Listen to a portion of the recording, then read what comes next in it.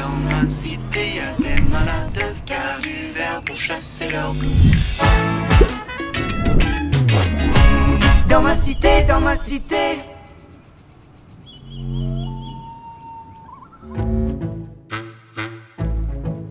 Si je vous dis transition énergétique, vous pensez à quoi?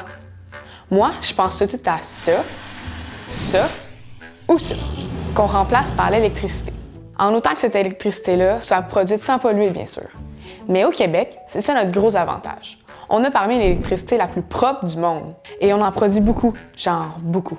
Mais est-ce qu'on en a assez pour une véritable transition énergétique? La vraie transition, elle est du côté des transports. C'est notre plus grande source de gaz à effet de serre. Donc idéalement, dans quelques années, on n'aurait que des voitures électriques ou des trains électriques pour se déplacer au Québec. Alors toute cette énergie qui provenait du pétrole, tout d'un coup, va devoir provenir du réseau électrique. Pour réussir la transition énergétique d'ici 2050, Hydro-Québec a calculé que ça lui prendrait 100 TWh d'énergie supplémentaire.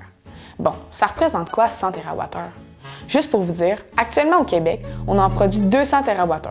Donc il en faudrait 50% de plus. C'est énorme! Oui, bien sûr, Hydro-Québec va construire de nouvelles centrales électriques. Ça fait partie du plan.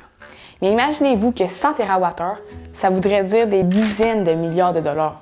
Et même si on parle d'énergie propre, toutes ces infrastructures-là ont un impact sur les paysages, sur les forêts ou les rivières sauvages qu'on va devoir détruire. Donc ça va devoir s'accompagner d'une autre solution. Hydro-Québec appelle ça l'efficacité énergétique. Comment je vous expliquerai bien ça? Imaginez-vous que le réseau d'Hydro-Québec, c'est un peu comme une autoroute où chaque année, il y a de plus en plus de trafic. Les voitures, c'est notre consommation d'électricité. On peut bien sûr élargir l'autoroute à chaque année pour éviter la congestion. Mais l'efficacité énergétique, ce serait de dire on va arrêter d'ajouter des nouvelles voitures chaque année. Parce qu'au Québec, on consomme beaucoup d'électricité. Entre autres parce que c'est un des endroits au monde où elle est la moins chère. Un autre enjeu, c'est aussi le moment où l'on consomme notre électricité. Tout comme sur les autoroutes, le réseau d'Hydro-Québec connaît des heures de pointe, comme en début de soirée lorsque les gens reviennent du travail. Alors, Hydro-Québec a lancé l'application ILO, qui permet à partir de son téléphone d'optimiser sa consommation d'électricité lors des périodes de pointe.